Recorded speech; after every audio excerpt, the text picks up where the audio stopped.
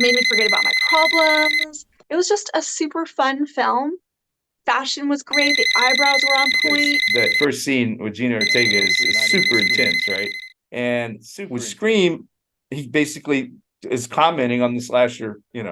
Also, the telephone, ring, ring, ring. In the first ones it's the landline, of course, but now it's the The, cell phones are going. I will say that the real star is the voice. Always have a whodunit. Like, who the Yeah, hell is just it? going to parties and forgetting that there's a killer on the loose. Amateur Girl and Fanboy present the Big Bad Glass Movie Review. Wes Craven, the creator of Scream, left his job as a college professor to work on what famous 70s X-rated movie? Stick around until the end of our reel to find out.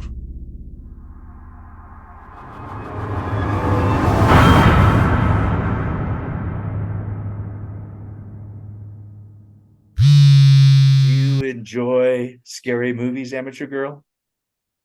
I do. I love Scream movies, actually. Well, Yeah. that's what we're going to be doing today, talking about Scream 5 and Scream 6. So Fanboy here in Chiang Mai, Thailand is going to be listening to Amateur Girl. Can't get it right. Amateur Girl, give her opinion on what she felt. Her probably visceral gut opinion of she's the guts of the heart of our duo, and I'm the brain. So she's going to give her visceral opinion of this two movies. I love that. I am the heart. That totally is my personality. So I loved this movie, these movies. Yes, loved them. Loved every minute. I only had to fast forward a little bit because, a couple parts were a little too gory for me. But overall, loved it.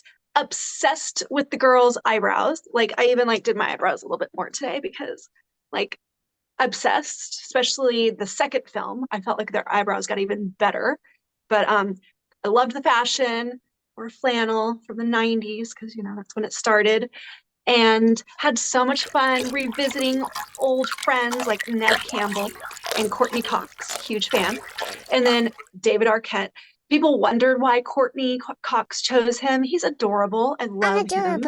And Jack Quaid, who actually is Meg Ryan's son, also not just Randy Quaid's son, but Meg Ryan's son. No, Which you I thought said was no. interesting. Randy Quaid, Meg Ryan, I don't think would ever marry Randy Quaid. Continue. Randy Quaid's one of those. Well, it is, and interestingly enough, if you go back and watch the first Scream, which I did after I watched these films, I went and rewatched it because that was when I was a teenager. Wow. Yeah, I'm the same age as I'm a year younger than Nev Campbell, but she actually said in a line about wishing that she wasn't a Meg Ryan movie, and then funnily, her love interest is Jack Quaid in the film. Quaid. So Meg Ryan's son, yeah. So I thought that was interesting. Jenny Ortega, I mean, she just always brings it to every film. She's just fantastic. She's here to stay. She's phenomenal. Yeah. She's a new Scream queen. Yeah. Then Dermot Mulroney. Yeah, he's a real asshole, but he's played in so many things. I just can't even remember the stuff, right? I'm the heart. Loved him, even though you shouldn't, but I loved him. Oh, yeah. Spoiler alerts, right? And yeah, so just a lot of jumps, a lot of fun. I will take back what I said a while ago, that I said there are no good films anymore. This was a great film. I thought it was well written, well directed, exciting, just made me forget about my problems. It was just a super fun film. Fashion was great. The eyebrows were on point. 100% for me. I just thought it was perfection. All right. 100%. So I'm giving it about 85%. I'll tell you why. Are you finished with the reason I'm giving it? Well, Scream 5, I think I'm glad you saw it, because I think that if you saw Scream 5 first, because you saw them in reverse, that you would have turned it off. Because that first scene with Gina Ortega is super intense, right? Right. Super intense. I thought. And but you already knew that nothing's gonna happen, right? But see, I didn't. I had no clue. Oh, So man. I was taken by Oh, surprise man. right from the get-go because Oh, I saw it man. in the Oh, correct order. man. And Oh, man. anyway, yeah, like you said, these are fantastic. It's a fantastic franchise, and like six talks because goes into the philosophy of franchises and everything, which is so funny, right? Right. That's the whole point of these movies is to make comment. I mean, they're like an intellectual form of the slasher, right? Right. They've taken the Wes Craven was the originator of this, and of course, Wes Craven is, I know Wes Craven from all the way back to The Last House on the Left, which is probably one of the most horrific movies ever made, if you've It ever is. seen it. I It's have. truly horrifying. And Awful. and Wes Craven was a college professor. And he said when you go to meetings, they thought but he said people thought Charlie Manson was going to walk in the room, and then this college professor comes in smoking a pipe, and it's like, and kept literally the patched elbows on his jacket and everything, right? Like the Right. college professor. And because that's what basically he just has taken the horror genre and just turned it on his head and put some thought into it. Then Nightmare on Elm Street. Of course, other people took over his franchises and and did either better or good or bad or whatever, usually for the worst, right? Right. And then he comes to Scream, which he did in the 90s, right? That's So right. in the 70s was Last South on the Left, 80s Nightmare on Elm Street, 90s was Scream. And with Scream, he basically is commenting on the slasher, movie itself, right? Obviously, right. that's self-referencing itself. It's like the snake eating its own tail or whatever. It's just the first ones they're talking, but it's also talking about, I think, this is my opinion, and I didn't really look at any reviews or anything like that. This is coming from what I think. It's also a comment on technology. What is the evil thing? It's the movies. He's like commenting on and also the telephone. Ring, ring, ring. And the first ones it's the landline, of course, but now it's the cell phones are going off everywhere. So it's like, and they're always the bringers of evil. The Hey, phones. baby. I mean, nothing good comes over that phone. Nothing. Is that another thing about the spook mask of the ghost? He never talks through the mask. He only talks through the phone, which is very creepy also. So that's what I'm saying. It's really a comment on technology. Movies bringing the evil. The telephone is always a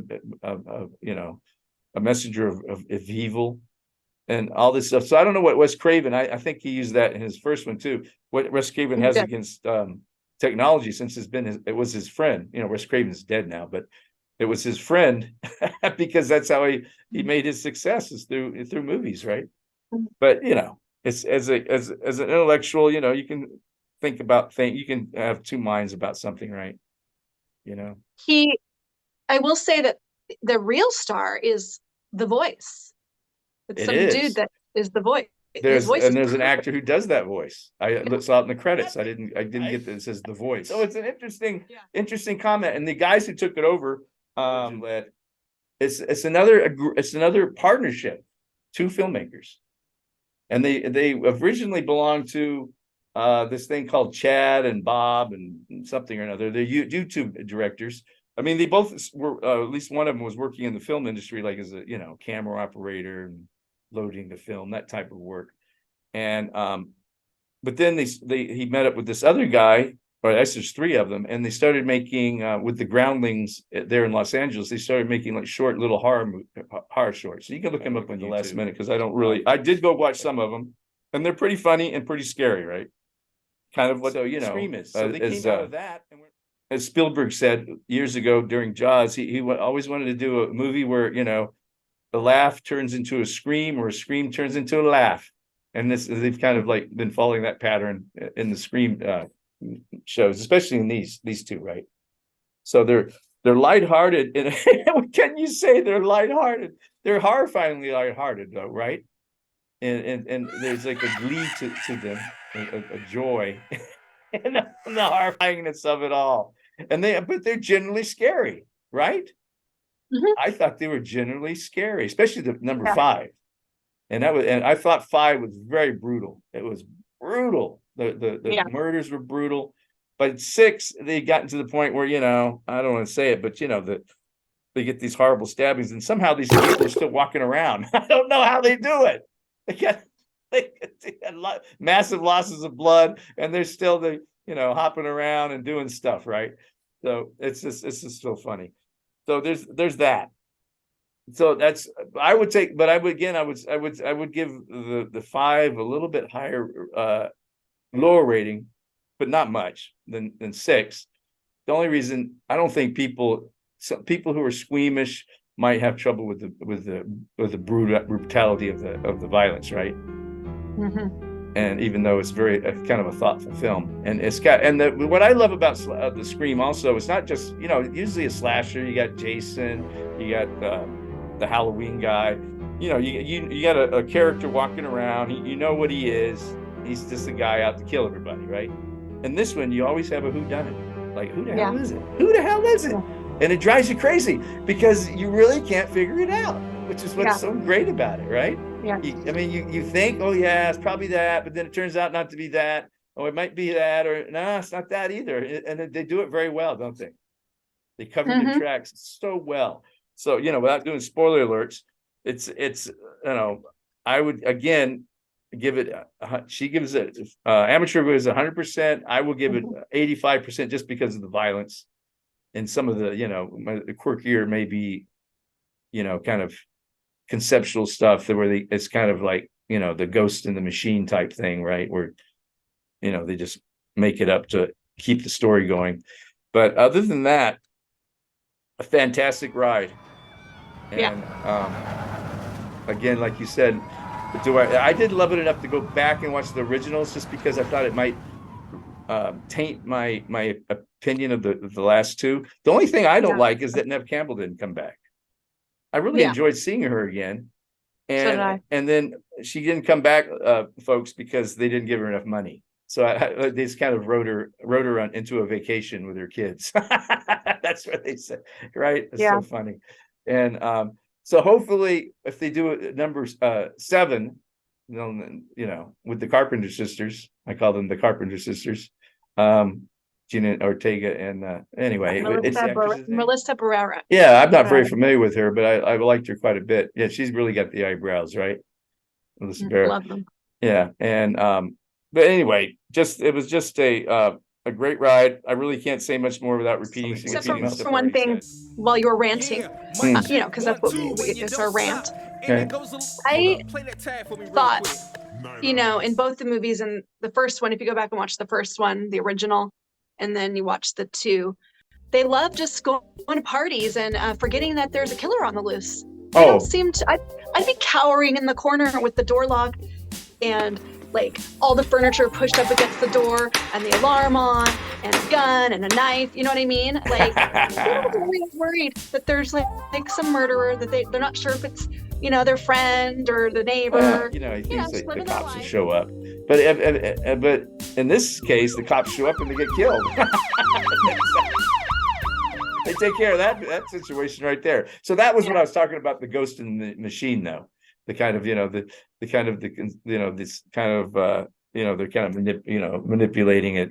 The story, it's not organic enough to make it work. But again, it's a ride and it's fun, and it makes you think a little bit about the genre, the slasher genre and everything, and about movies in general. Well, in number 6, they did comment on quite a few of them, right? And the Psycho and Nightmare, and they didn't talk about. Oh yeah, they did talk about Friday the 13th too. So yeah, they did bring them all in.